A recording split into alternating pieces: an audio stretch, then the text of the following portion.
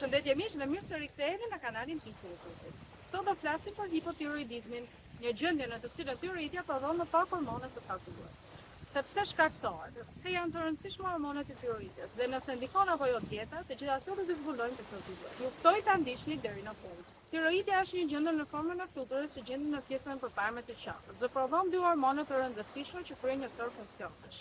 E para ka të bëjë me rregullimin e procesit të metabolizmit dhe përcaktimin të niveleve të energjisë të organizmit tonë. Do të rregullojë në këtë mënyrë gjithashtu edhe temperaturën e trupit tonë, duke përshtatur gjithashtu edhe ndjeshmërinë ndaj të thotë dhe të nxehtit. Ndihmon në procesin e rritjes dhe zhvillimit, duke ndikuar sidomos në përmirësimin apo në zhvillimin e duhur të sistemit nervor, sidomos tek fëmijët. Ndihmon tek gjendja jonë emocionale, sidomos në përmirësimin e humorit tonë. Gjithashtu do të përmirësoj procesin e apo ritmin e zemrës, por gjithashtu edhe të gjithë sistemin e qarkullimit të gjapit, duke ndikuar kështu në presionin e gjapit. Hipotiroidizmi, siç e thamë në hyrje të videos, ka të bëjë me situatën ku tiroidja prodhon më pak hormone. Dhe kjo mund të ndodhë për disa arsye. Një nga shkaqet më të zakonshme ka të bëjë me tiroiditin Hashimoto's, që nuk kupton një gjendje autoimune, që do të thotë sistemi imunitar do të fillojë të sulmojë qelizat e shëndetshme, në këtë rast të tiroidës. Tani, në fakti që diagnostikoheni me Hashimoto nuk do thotë detyrimisht që duhet të shqetësohemi apo nuk është tragjedi. Për arsye se në rast se vetë Hashimoto nuk do të shkaktojë hipotiroidizëm, nuk ka ka ndonjë problem të madh. Mjafton thjesht të bëjmë ato kontrolle të rutinë të paktën një herë në vit të nivelit të hormoneve të tiroidës në gjallë. Një shkak tjetër i hipotiroidizmit ka të bëjë me marrjen e mjekimit të hipertiroidizmit, që është fenomeni i kundërt. Pra kur tiroidja do të prodhojë më tepër hormone se sa do të jetë nevoja. Gjithashtu hipotiroidizmi mund të shfaqet për shkak të mungesës së jodit, e prandaj është më thatë kush jeton pranë detit, si në rastin tim që merr jod mjaftueshëm, por gjithashtu duhet që përmes dietës tonë të marrim jod, pikërisht duke përdorur vetëm krip të jodizuar, dhe kjo është arsyeja pse për shembull edhe në vendin tonë, sipas ligjit duhet të prodhohet, tregtohet dhe importohet vetëm krip e jodizuar, ose minimalisht në rast se do të importohet pa jodizuar, duhet të jodizohet përpara se të hidhet në tregë. Pastaj shkaqet e tjera janë edhe për shkak të infeksioneve, dëmtimeve të ndryshme. Çka është e rëndësishme është që gjithmonë të konsultohemi me mjekun ton për të kryer vizitat të kontrollet e nevojshme për të përcaktuar shkaqet e mjekimin e duhur. Disa nga simptomat të hipotiroidizmit përfshin një ndjesi të vazhdueshme të lodhjes, që nuk justifikohet me nivelin e aktivitetit ditor që ne kemi. Është normale që në rast se jemi shumë të ngarkuar gjatë ditës në punë etj me aktivitetet e përditshme të ndihemi të lodhur. Por nëse nuk është kështu dhe vazhdimisht ndjehemi jo energjik, mund të jetë një simptom e hipotiroidizmit, nëse shoqërohet dhe me simptoma të tjera si shtim në peshë që nuk justifikohen nga dieta, pra nuk është se po konsumojmë më tepër kalori që të justifikojë pikërisht të shtim në peshë. Mund të kemi gjithashtu edhe lëkurë të thatë dhe flokë që bien, fryrje në fytyrë, fryrje të barkut dhe konstipacion, dhe gjithashtu në rast se shoqërohen edhe me një ndjesi të vazhdueshme të humorit të keq, kryesisht të depresionit apo edhe të ankthit të pashpjegueshëm. E rëndësishme është të kemi parasysh se në rast se këto simptoma të zgjasin për një kohë të gjatë dhe pra nuk ka arsye objektive për të justifikuar të gjithë këto simptoma, të takojmë mjekun ton, dhe nëse gjithashtu jeni diagnostikuar me Hashimoto, pra jeni të vetëdijshëm që keni Hashimoto, por deri dje nuk keni pasur hipotiroidizëm, duhet të takoni me mjekun tuaj, të bëni analizat e duhura për të kuptuar pra nëse vërtet kemi të bëjmë me hipotiroidizëm apo jo. A mundet dieta të ndihmojë në hipotiroidizëm? Sigurisht që duhet të konsultohemi me mjekun tonë dhe të zbatojmë të gjithë rekomandimet e tij lidhur me mjekimin, dozat dhe ta respektojmë rigorozisht ato, por që sigurisht që dieta do të ndihmojë shumë në lehtësimin e simptomave, përmirësimin e tyre dhe përmirësimin e shëndetit tonë të përgjithshëm.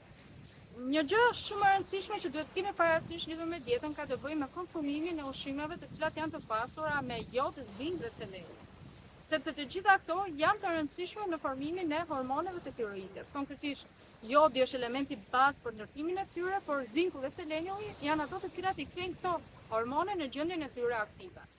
Disa ushqime që duhet kemi parasysh, sigurisht që nuk i përjashtojmë frutat dhe perimet të cilat janë të shëndetshme dhe të rekomendueshme kudoherë, por rekomandohet gjithashtu që absolutisht të mos konsumojmë krip të pa jodizuar, por të jetë krip e jodizuar, të konsumojmë peshk dhe fruta deti, të konsumojmë gjithashtu edhe produkte të cilat janë të pasura me këto mikrominerale, praktikisht mikroelement apo minerale, duke përfshirë faret e zëvendjellit, faret e kungullit, arrat braziliane, faret e sesamit, Rekomandohet gjithashtu qumshi me në produktet e tij, gjeli i detit, mishi, por duke lënë me njëm pra pjesën djamore që nuk është se sjell ndonjë përfitim të madh për shëndetin tonë.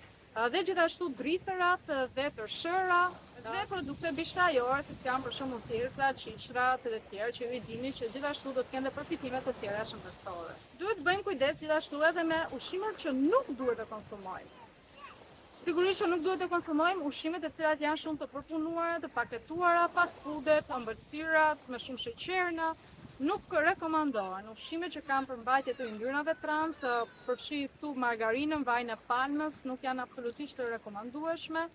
Gjithashtu, ka disa lloje produktesh ushqimore që njihen si gojtrogjene. Gojtrogjene nuk kupton ushqimet e cilat do të ndërhyjnë tek funksionimi normal i tiroides. Dhe këtu përfshihet lakra, lule lakra, lakrat e Brukselit dhe brokoli gjithashtu. Ideja është që në rast se do të përpunoheshin, do të kishin më pak efekt gojtrogjen, pra do të ndërhyjnë më pak në funksionimin e tiroides, por që nuk është se janë pra le të themi ato ushqime që rekomandohen që të konsumohen në rast të hipotiroidizmi. Dhe sigurisht, siç tham, pra kripa duhet të jetë jodizuar dhe të mos përdorim krip të pajodizuar. Përgjithsisht janë ato këshilla që japin për çfarëdo lloj gjendje shëndetësore, por edhe për një jetë më të shëndetshme, pra ku rekomandojmë ato ushqime të cilat janë sa më të shëndetshme, pra sa më pranë natyrës dhe sa më pak ato ushqime që janë të përpunuara.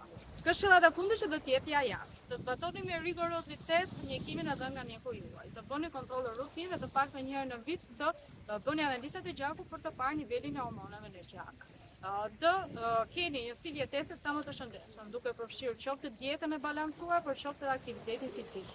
Dhe mesazhi që dua t'ju jap është se në rast se diagnostikoheni me hipotiroidizëm, nuk është fundi botës dhe nuk keni se ta përjetoni keq, sepse realisht është një gjendje që mund të menaxhohet shumë mirë dhe në rast se merrni pra mjekimin e duhur, dietën e duhur, sigurisht që mund të keni një cilësi jete më së normale.